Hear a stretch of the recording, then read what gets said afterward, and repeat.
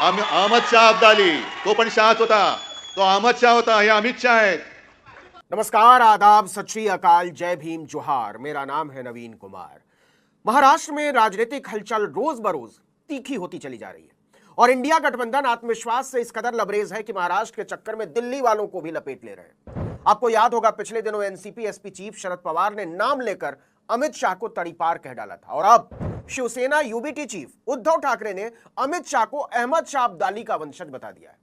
अहमद शाह अब्दालीचा राजकीय वंशज अमित शाह. अहमद शाह अब्दाली तो पण शाहच होता, तो अहमद शाह होता, हे अमित शाह आहेत. उद्धव यही नहीं रुकते, वो महाराष्ट्र के डिप्टी सीएम देवेंद्र फडणवीस को खटमल बता देते हैं।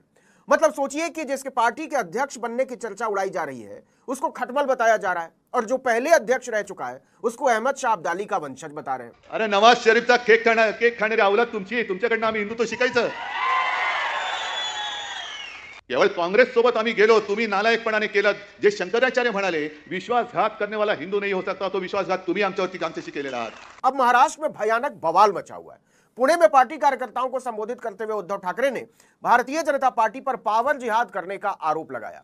उन्होंने कहा कि भाजपा सत्ता में रहने के लिए राजनीतिक दलों में फूट डाल रही है। अहमद शाह अब्दाली के वंशज हमको राजनीति न सिखाएं। दरअसल उद्धव 21 जुलाई को अमित शाह के उस बयान से चिढ़े हुए थे जिसमें उन्होंने ठाकरे को औरंगजेब फैन क्लब का सदस्य बता दिया था। अहमद शाह अब्दालीचा राजकीय वंशज अमित शाह. अहमद शाह अब्दाली तो पण शाहच होता, तो अहमद शाह होता, हे अमित शाह आहेत.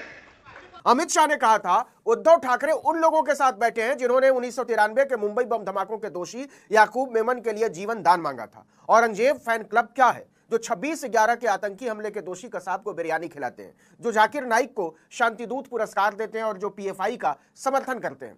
उद्धव ठाकरे को इन लोगों के साथ बैठने में शर्म आनी चाहिए। महाविकास अघाड़ी औरंगजेब फैन क्लब है, यह भारत की सुरक्षा सुनिश्चित नहीं कर सकता। उद्धव ठाकरे इस फैन क्लब के लीडर हैं। यह फैन क्लब महाराष्ट्र और भारत को सुरक्षित नहीं रख सकता है। सबकी सुरक्षा सिर्फ भाजपा कर सकती है, अमित शाह ने कहा था। इसी पर उद्धव ठाकरे ने अमित शाह को अहमद शाह अब्दाली का वंशज बता दिया। अहमद शाह अब्दालीचा राजकीय वंशज अमित शाह. अहमद शाह अब्दाली तो पण शाहच होता, तो अहमद शाह होता, हे अमित शाह आहेत.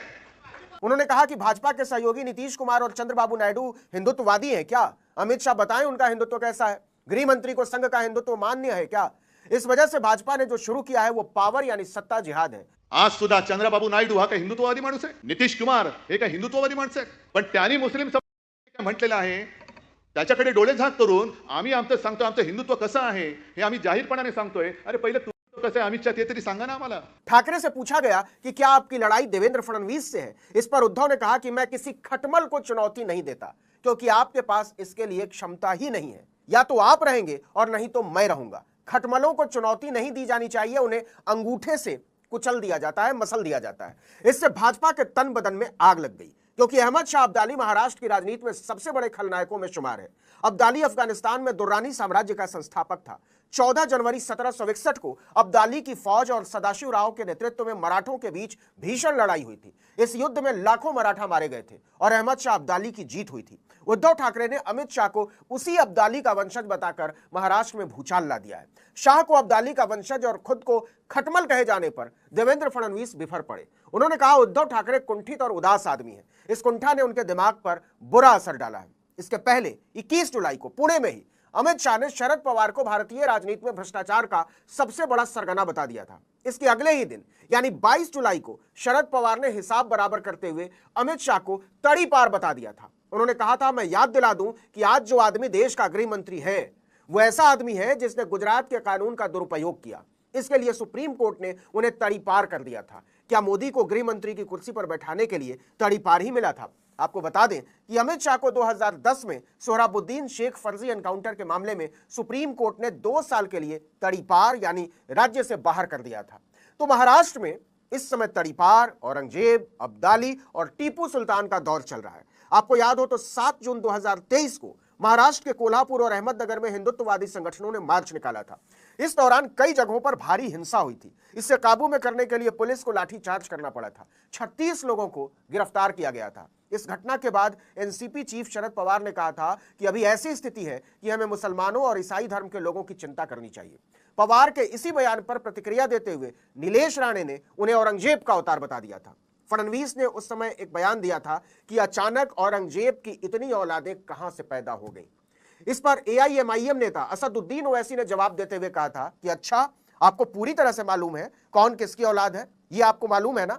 मुझे नहीं मालूम था कि इतने एक्सपर्ट हैं आप। तो फिर ये गोडसे की औलादें कौन है बताइए हमको, ये आपटे की औलादें कौन है ये भी बताइए। इसके एक हफ्ते बाद यानी 14 जून 2023 को महाराष्ट्र नवनिर्माण सेना एमएनएस के चीफ राज ठाकरे का 55वां जन्मदिन था। उस दिन राज ठाकरे के समर्थकों ने जो केक तैयार करवाया था उस पर औरंगजेब और लाउड स्पीकर की तस्वीर बनी हुई थी। राज ठाकरे ने केक पर औरंगजेब की गर्दन वाली जगह पर चाकू चलाया था और लाउड स्पीकर को क्रॉस कर दिया था। लाउड स्पीकर से मतलब मस्जिदों में लगने वाले लाउड स्पीकर से था।